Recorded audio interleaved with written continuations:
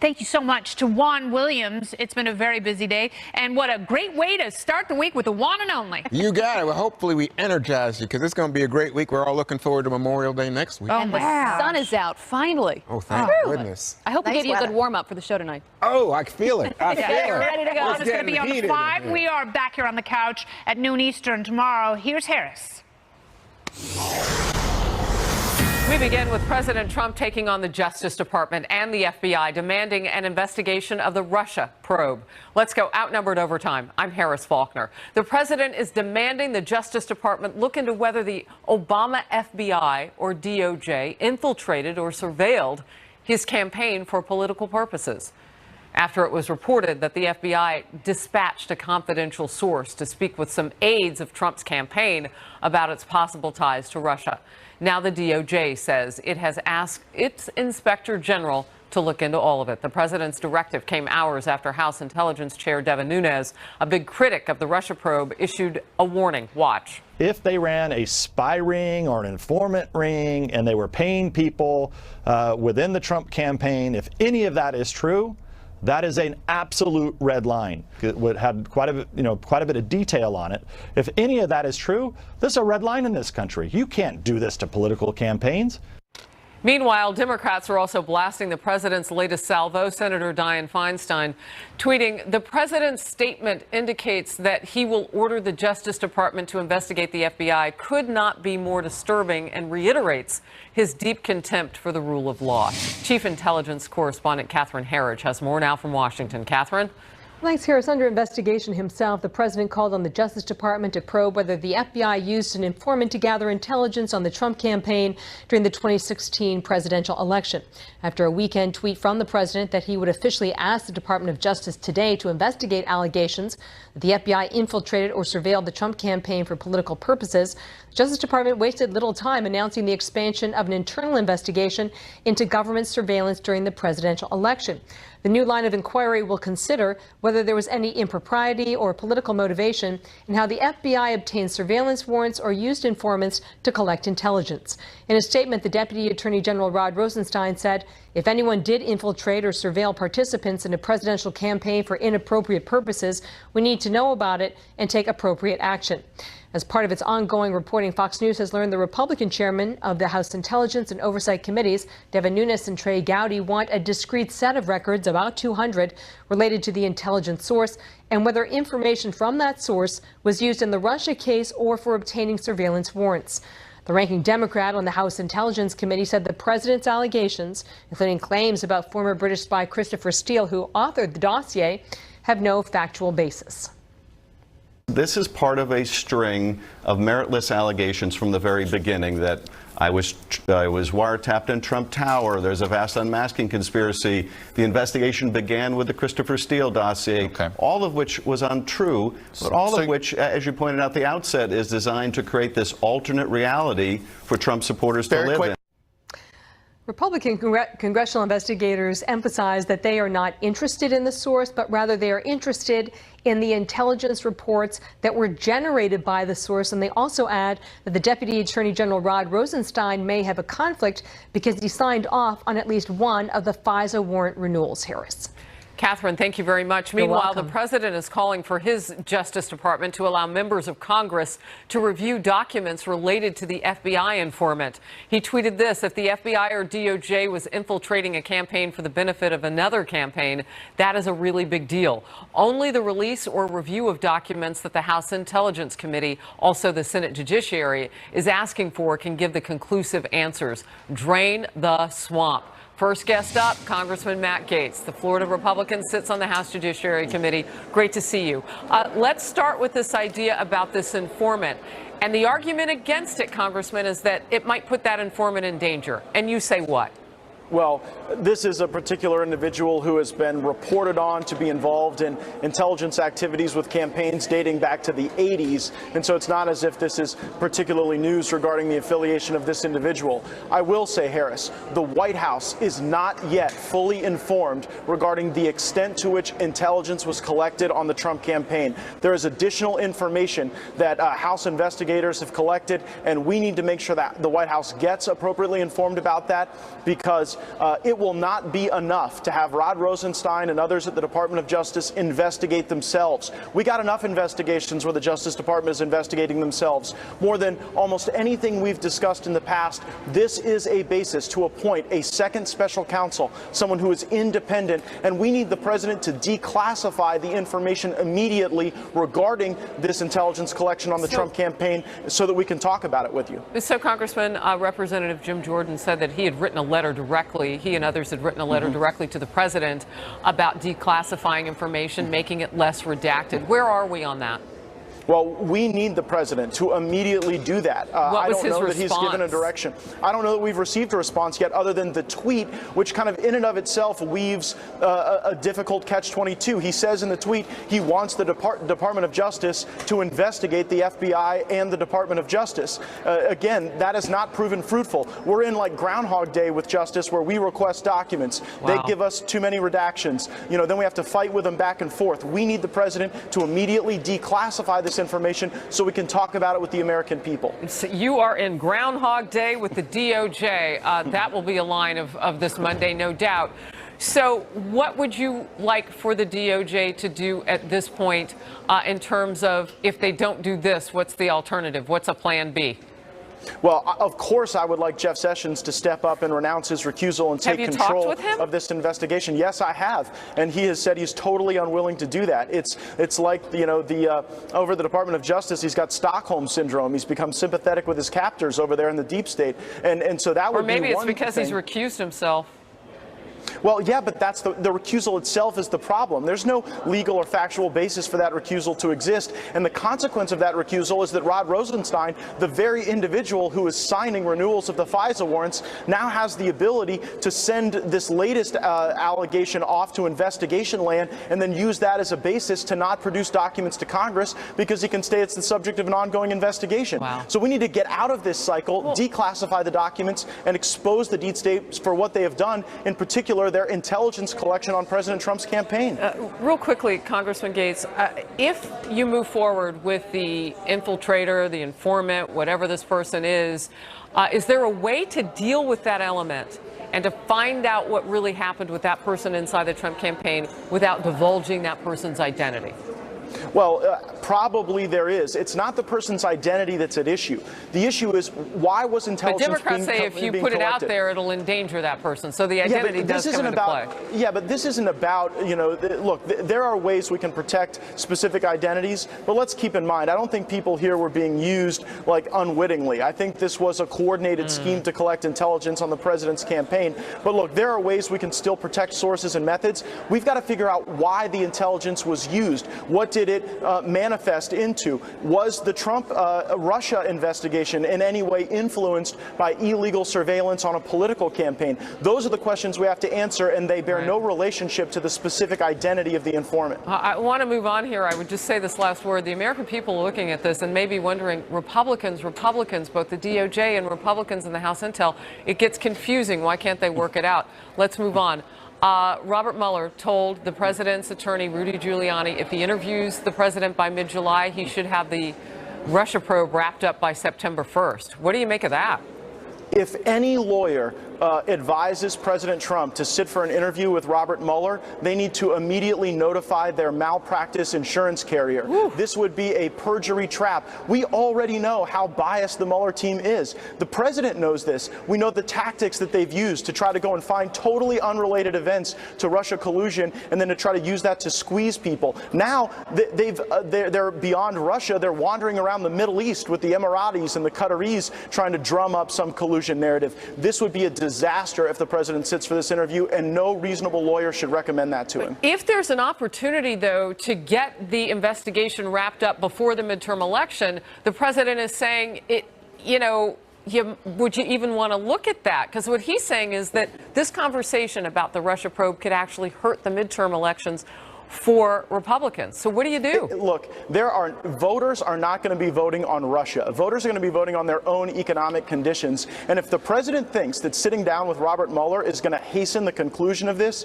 then that would be a terrible miscalculation. If he sits with Robert Mueller, that will extend the investigation. Yeah, no one is saying that. Yeah, you were just posturing it as a potential to wrap up the investigation. My point is it won't. It will extend the investigation. It will launch it into a variety of unrelated activities that have nothing to do with foreign interference in the election. Again, you see the Mueller probe now having to go and investigate these things that have nothing to do with Russia at all to try to drum up collusion narratives. And so we've got to wrap this up, I think, in Congress and at the Justice Department. The president should not sit for that interview. It's an interesting point that you make, Congressman Gates, because we have seen such a broad look afar afield from collusion potentially by the Mueller investigative team. Great to see you today. Thank you. You've given us a lot to talk about. Thank you. All right, let's bring in Ron Baumier, who served as Assistant Chief Deputy in the Justice Department under President George H.W. Bush. Great to have you on the program today. Good morning from Los Angeles. Thanks for having me. So you've just heard the Congressman Gates talking about what's at stake here, and I'm curious to just first get your opinion about where we are. Well, where we are is that there's been a bunch of information revealed, and nobody seems to know the exact truth because there's a lot of documents that are still missing. The president, because he's read a couple articles in the Post and the New York Times, has come out with a tweet that is demanding the Justice Department investigate, and it's a line that other presidents haven't crossed in the past. So now we're wondering, where do we go from here? And the question is, what's the DOJ's reaction to the president's tweet and demand? All right, the accusation is a strong one. I don't think that, Mr. Baumier, you would argue with that, having been with the DOJ.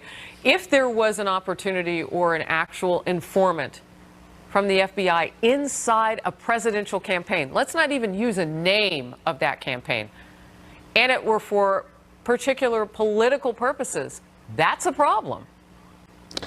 It is a problem, and by the way, I don't think it's now just an allegation. I think it's pretty clear that there was somebody who was on the FBI payroll, based on all the reports we've read, based on credible news sources, that there was such a person in the Trump campaign. I don't think that's an issue. I think that's a known fact now, and I think we should stop talking about it like it's an unknown fact. We know that happened.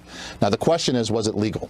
And that's a much different question than should you do it? Was it legal? Do we know enough to determine? I don't know enough to determine it. And do you want to know more? What purpose? Well, the purpose of sending an informant in typically is to garner evidence based on suspicions that crimes are occurring. So let's just use, like, if you're going to go for the mafia, you know that they're engaged in criminal activity, you have reason to believe they're engaged in criminal activity, so you send in an informant or pay an informant to provide information to help you prove it. That would be legal. That's done all the time. In this case, we don't even know what the basis was for the investigation to start with. Why did they feel the need in July of 16 or April of 16, depending on what date you believe, to send an informant into the Trump campaign? The reason why they did so would determine the legality of the action. And how do we get that information? Would it be helpful if some of that were released, declassified? I mean, what other way do you want Republicans to try to get that information is my question. Well, I'm not rooting for Republicans or Democrats. Just legally speaking, for the DOJ to launch an investigation, there has to be a basis for it, and that's required in DOJ policy to state the basis of the investigation before it starts. So there's a memo out there somewhere that states this is the why we're doing it. Was it because the Hillary emails were hacked? Is that why we're doing this investigation? And there's a suspicion that the Trump campaign was behind it? Or was it because there's some statement made in a bar in London to the informant, and that's the basis? There's all kinds of things that have been floated out there, but nobody's proven anything. Do lawmakers need to know who that informant was? And you're right. I mean, it's out there. It leaked potentially. But how far do you want to see this investigation go? Because it sounds like you're on the side of let's just get to the bottom of it. Yes. My theory would be that, look, the American people have the right to know now. I mean, this is a huge issue. If we're putting operatives in campaigns, if we're wiretapping campaigns, if we're disclosing campaign information to the other side during a campaign, we have crossed the line. And that's a big deal. And this would make Watergate look like small potatoes. So, yeah, we should put all the cards on the table. And we know who this guy is. Everybody's name has been reported multiple times. It's a logical person who we all believe we now know who it is. So who are we protecting him from exactly? And this is not like the Gambino family's informant here. What's going to happen to him? You know, it's not like the Trump campaign's a criminal organization. They're going to go out and off the guy. That's not going to happen. These are all reasons they're giving not to reveal the facts behind the investigation. It's time for everything to come out and put all the cards on the table. Ron Baumier, thank you very much. We appreciate your time, formerly of the DOJ. My pleasure. Thank you. The stocks are surging today, some of them amid new signs that President Trump is making progress in preventing a trade war with China. This while the president is also taking aim at Democrats on the issue of fair trade. We'll get reaction from a House lawmaker. And Secretary of State Mike Pompeo issued an ultimatum to Iran as the Trump administration has laid out its plan B after withdrawing from the nuclear deal. A live report with analysis. Stay close. Secretary of State Mike Pompeo is now warning Iran to abandon its nuclear program and vowing to use strong economic and military pressure if Iran does not change its destabilizing behavior in the region. This as the Trump administration is laying out its new strategy after withdrawing from the Iran nuclear deal. Watch this. The sting of sanctions will be painful if the regime does not change its course from the unacceptable and unproductive path it has chosen to one that rejoins the League of Nations. These will indeed end up being the strongest sanctions in history when we are complete. The sting of sanctions. Rich Edson is live at the State Department. Rich? Good afternoon, Harris. And Secretary of State Mike Pompeo says with those sanctions, the United States is giving Iran one of two choices. It can try to keep its economy off life support, or it continues using that money that it has to fund destabilizing activities throughout the Middle East. Less than 2 weeks after President Trump withdrew the United States from the Iran nuclear deal, Secretary Mike Pompeo is now outlining a strategy very similar to the one the administration employed against North Korea. They even gave it the same name, the pressure campaign, to try to isolate Iran and get it to change its behavior. I will work closely with the Department of Defense and our regional allies to deter Iranian aggression. We will track down Iranian operatives and their Hezbollah proxies operating around the world, and we will crush them. Iran will never again have carte blanche to dominate the Middle East. The secretary also warned European companies conducting business with Iran that the U.S. would penalize them. Pompeo then listed a dozen U.S. demands of Iran: abandon its nuclear work in perpetuity, provide international inspectors unqualified access to all sites throughout the country, halt its ballistic missile program, release detained Americans, and end support for Middle East militant groups. In exchange, the secretary says the U.S. would lift sanctions and welcome Iran into the global economy. Until then, though, State Department officials say they will build a global coalition to confront Iran, though critics say the U.S. just left a global coalition to address Iran when it withdrew from the Iran nuclear deal. And the countries that are remaining in the Iran nuclear deal are trying to salvage it in discussions with one another to try to figure out what's after the United States left it. Secretary Pompeo says the U.S. will not renegotiate that nuclear deal. Harris. Rich, thank you very much. Harry Kazianis is the Director of Defense Studies at the Center for the National Interest. Great to see you today. So you heard Rich Edson's reporting there. You have a slightly different take. You say it's possible Iran might renegotiate or rethink the deal. What would it take? I think, Harris, maybe within 6 months, when the pressure really starts hitting Tehran, when their economy really starts feeling the pinch, I think they might come to the table. But what I'm really impressed about here is Pompeo's speech at Heritage was a 10. And I think the biggest reason for that is when we look back on it, I think we're going to see that President Trump has laid out as essentially his Trump doctrine. What he's doing is he's taking that maximum pressure campaign that he put on North Korea, and he's essentially porting it over to Iran. And that would destabilize that country tremendously. So I think this is going to work out, and I think the president now has a long-term strategy for Russia, lots of other countries that are going to be rogue regimes. Yeah, and so you talk about the Trump doctrine when you say that maximum pressure, but these are very different actors in both their regions, and Iran is very different than North Korea. North Korea doesn't really go out of its territory to reach out and fund Hezbollah, put soldiers on the ground in Syria. I mean, that's an Iran footprint. They reach outside their borders.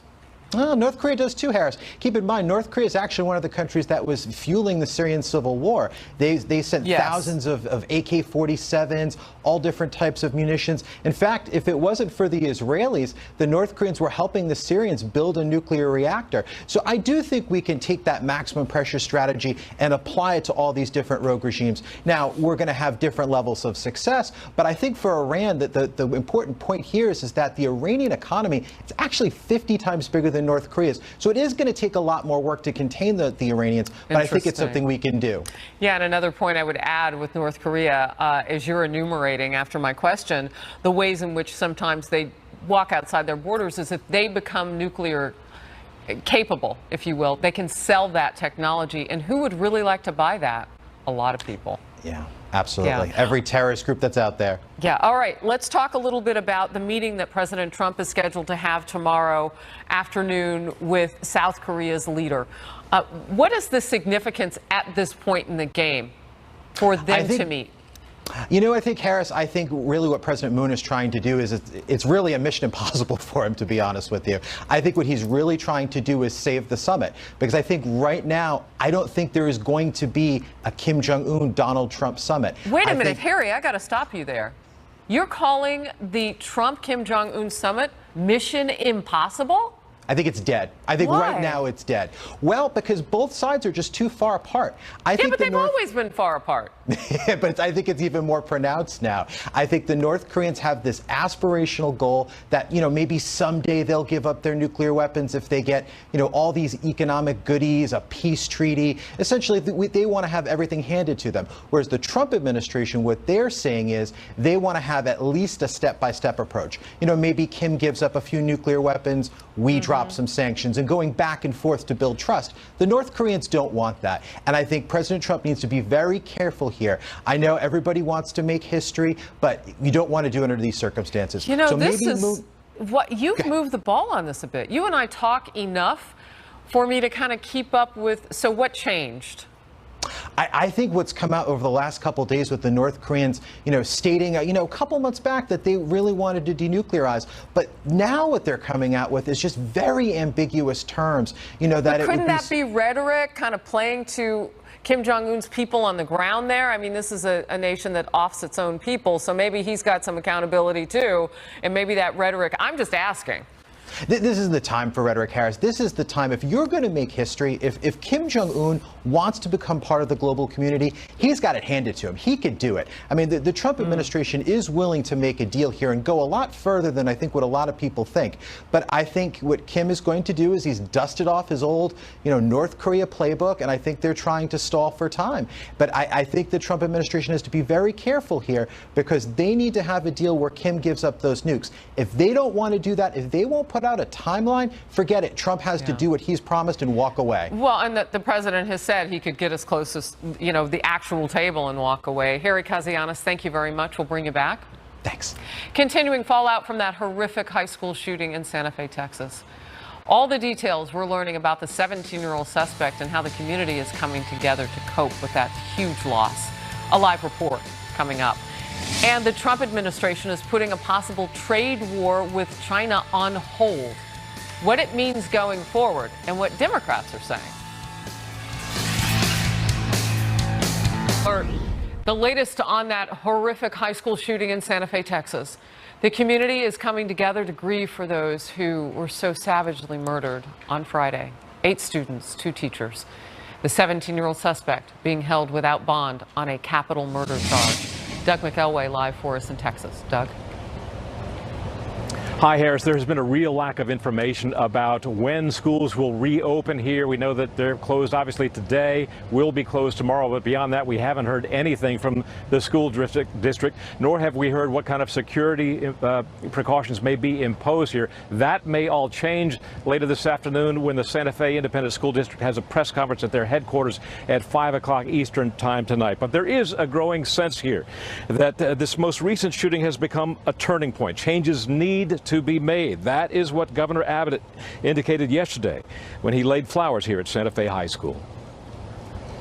It's time to go to work to make sure that this will be a catalyst to ensure that we will build a pathway to reforms so that other students will not have to live through a nightmare like these students had to go. Earlier this morning, members of the Santa Fe baseball team were here doing some interviews with the media, and I had a chance to interview Rome Schubert and his mom.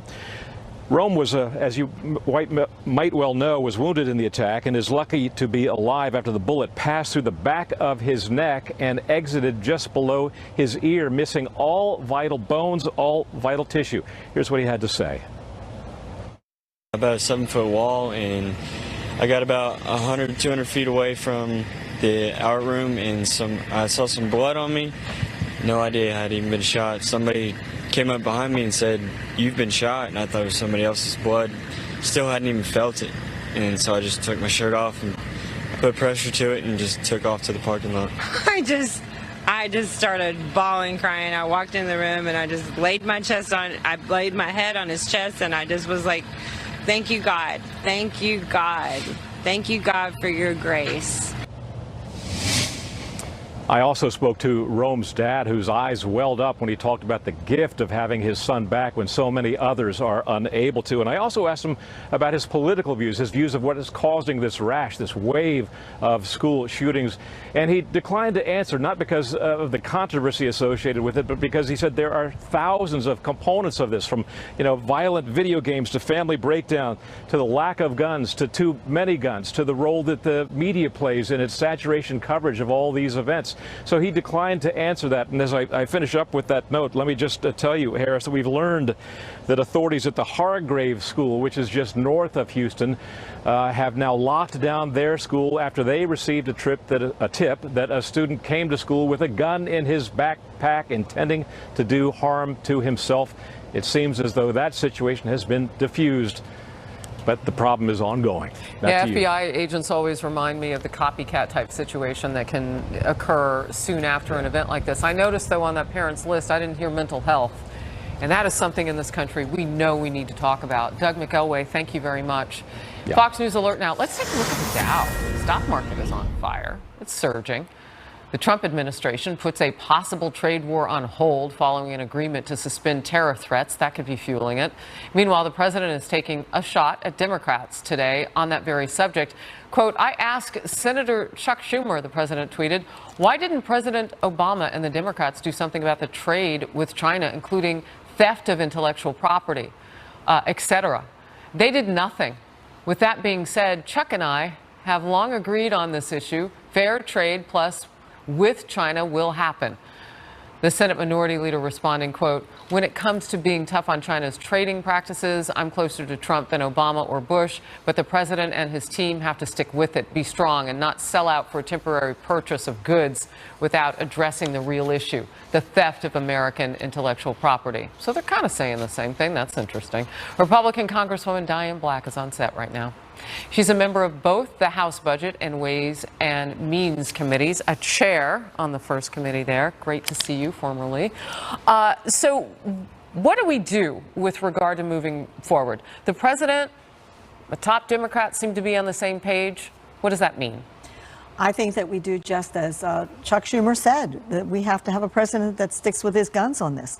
And we know that when they're strong and our negotiators are strong, that America wins. And making America great again, making it strong, especially with trade, is something that has to be done in a really strong way, because otherwise those leaders in other countries will take advantage of our weakness. We need China in this situation, this possible summit with North Korea. So there are a lot of things at play here. What do you want to see the president do at this point? Well, I think he needs to stick to his guns with China. We know, and my being a member of the Ways and Means Committee for the last 7.5 years, we've met with China several times about this issue of intellectual property. We know this. We've been to the World Trade Organization about complaints that they are taking advantage of stealing our intellectual property. And we've always won when we've gone to the World Trade. And so I think we have to stick with that. And the more that we stick with it and the more pressure we put on, the more successful we'll be in making sure that trade is fair. It isn't just intellectual property, though, and the theft. Not that that's not a huge deal. But what the president is pointing to, too, is this imbalance of trade. That's right. And we know we've had that imbalance of trade through several administrations, and they've not been willing to take on this very tough problem. And look, so he's right about that. He's right about it. And this is something that needed to be taken on, and we have a bold president who's willing to do it. And I say, amen, stick with it. When you hear Chuck Schumer, or read it in a tweet, that he's more with Trump on this than he was with Obama or past presidents. What do you think about that? I say thank goodness that we have leaders who are willing to stand up, bipartisan, and say we are going to make sure that we have fair trade. It does not help our businesses. It does not help our economy if we are in imbalance in trade. And that only helps to create more jobs in the economy to grow. We see what happens to the stock market when that occurs. Yeah, we're seeing it now. So you say to the president, stick to his guns. Stick to your guns. Okay, let's talk about the Border Wall Trust Act. And you would like to see that created. You've introduced it. You'd like to see it created because that gives Americans a way to contribute. Talk to me about it. That's right. And what this does is it allows those who really want to see, as the president has said, a secure border.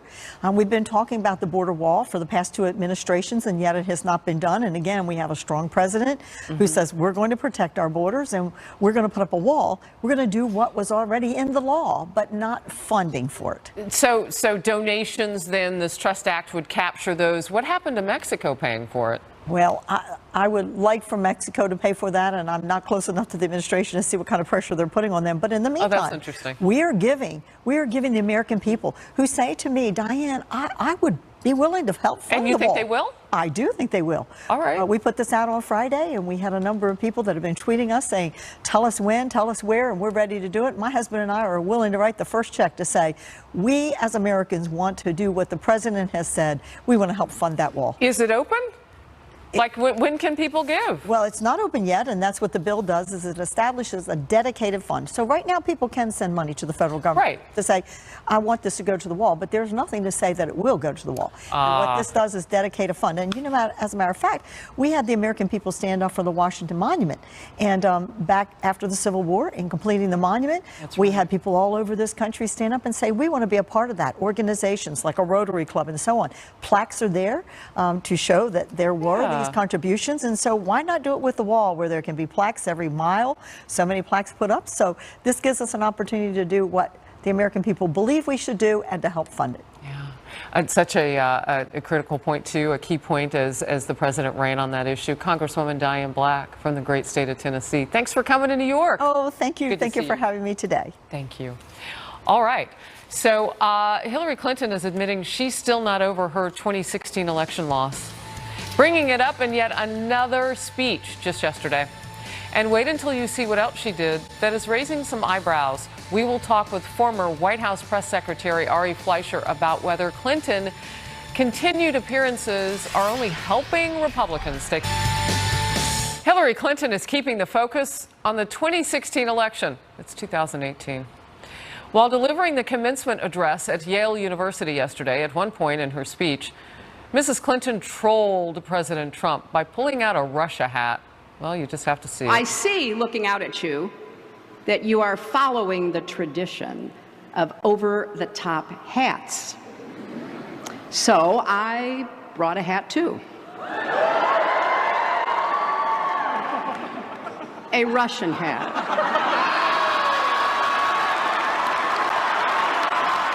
Look, I mean, if you can't beat them, join them.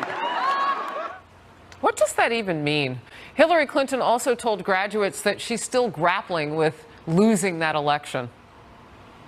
Let me just get this out of the way. No, I'm not over it. I still think about the 2016 election. I still regret the mistakes I made. And just days after Mrs. Clinton reportedly told a Democratic Women's Forum that she'll be there every step of the way to help Democrats take back the country. Let's bring in Ari Fleischer, former White House press secretary for President George W. Bush and a Fox News contributor. Great to see you, Ari.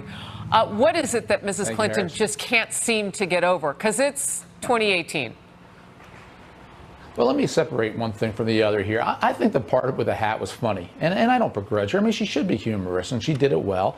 And I think in the line of a lot of failed presidential candidates, going back to Al Gore or John McCain, Mitt Romney, they speak out, and they speak their mind. So when I first heard about her speech, it didn't bother me until I read it. And then, Harris, here's what bothers me in what she said. Right now, we're living through a full-fledged crisis in our democracy, she told 1,360 seniors. Crisis in our democracy because she lost? She has the nerve to tell a group of graduating seniors that because she lost an election, it's a crisis in our democracy because she doesn't like the things that the winner is doing. And that's what bothered me about this speech. You know, the humor is good, but this line is egregious. She has not accepted the results from the American people. You know, it's also interesting, too, because when you talk about a crisis, where would the crisis actually exist if it were not for her losing? Because it's not in the economy. It's not in the way that when you talk with people, when they talk about, and now we're seeing even some Democrats come a little bit on the Hill, warmer to President Trump's look at how you treat North Korea. I mean, you have people doing a total sea change in some areas. What does she mean, crisis? What I find so offensive about what she said is when you go to speak to seniors, you should inspire them about the greatness of our country. And the greatness of our country is our system of checks and balances. It is that we are a nation of laws and not men. And when you go and you say we have a full-fledged crisis in our democracy, you are deceiving the very people you should be inspiring. There's no crisis in our democracy. Our Constitution is strong. People just don't like Donald Trump, some people. That does not make for a crisis. It makes for a very resilient American system where one day you win and one day you lose, but Hillary lost and she can't accept it. Yeah, but it's complicated to look across that crowd and say now that you have higher skill levels and now that you are prepared for the workforce, there's almost a one-on-one match in the number of jobs that are out there for the people seeking them. Now, they may not be able to match some of those out there in America with the skill level. They'll have to practice. But Yale graduates, I'm thinking they're probably going to find some places to get jobs. And what's a shame is because we all know how campuses work these days. So few Republicans even get invited to give commencement speeches, and the ones who do have to put up with the heckling and the protests and the demands they'd not even be allowed to show up. And so college campuses are just places where you get these uninspiring liberal speakers who bring politics, the worst form of politics, divisive politics, onto the campuses who think they wear halos. And of course, they kind of do wear halos because the people who invite them want to see a halo around them. What Hillary did in that speech was just rotten. For people to say that about a crisis in our democracy, how do you leave college students behind with that thought when we have a fully functioning, wonderful checks and balances system? You know, when Donald Trump said he might not accept the results of the election, people hammered him, properly so. Hillary has still not accepted. She should be hammered for this Yale speech. Ari, great to see you. We'll be right back. I'm Dana Perino, and coming up on the Daily Briefing, President Trump turning up the heat on the FBI with claims there may have been a spy planted in his 2016 campaign. What's the impact on the Mueller probe? Also, Secretary of State Mike Pompeo unveils the Trump administration's Plan B after pulling out of the Iran nuclear deal. And will House Speaker Paul Ryan have to fight off a revolt from members of his own party before the midterm elections? See you at the top of the hour.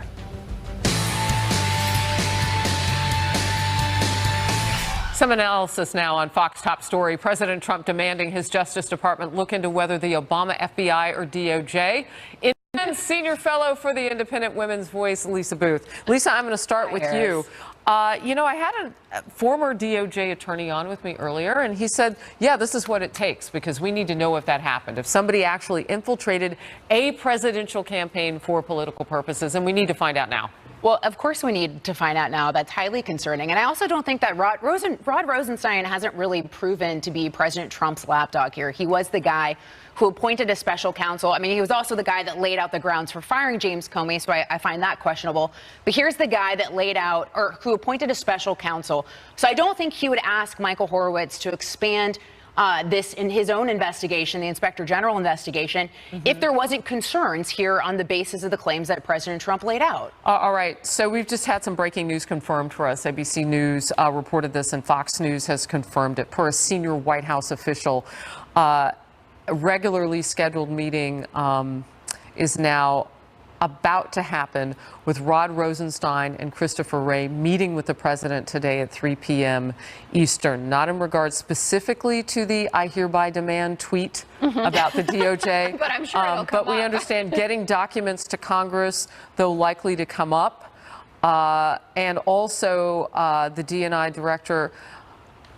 Is this right? Okay. DNI Director Coates will be at the meeting as well. So this is interesting because the president laid down the gauntlet. Look, I want you to look into this if somebody infiltrated my presidential campaign. And apparently that won't be the focus, we're told, but there will be a meeting at 3 p.m. Yeah, absolutely. I think it'll be interesting to hear from the new FBI director himself, Christopher Wray, what happened there. I'm sure that he has been briefed by agents who were in the FBI at the time when they did begin this, quote, infiltration, which apparently was sparked by George Papadopoulos, which kicked off this entire thing to begin with.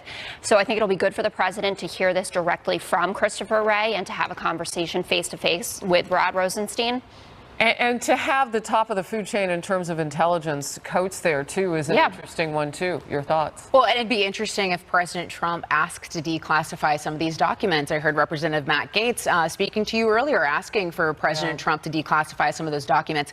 So it seems like maybe a good members time of the Freedom Caucus wrote a letter directly to the president saying, you have the power to do this. Yes, it seems like a good time to make that ask. I think it'll also be a good time for members of the intelligence community and senior law enforcement officials to talk to the president about that tweet that he did send, saying that he was going to compel them to do this. And I understand what might be within his purview, but also what is appropriate and what sends a signal of a president interfering in other branches. You could also make the argument that President Trump, with good reason, feels like the deck is stacked against him with both the FBI and the DOJ. And a lack of trust there. I mean, look at the very fact that James Clapper was the one that reportedly instructed James Comey to sit down with President Trump, and then he was the one that leaked the information about the meeting, allowing CNN and BuzzFeed to report the dossier, which then... Because we're learning a bit more. Thanks, Lisa. I'm sorry. Chief of Staff John Kelly will be there. White House counsel Don McGahn as well, as the meeting kind of gets a little bit broader on this subject. Great to have you. Yeah, Thank you very so much, much. We'll be right back. Harris.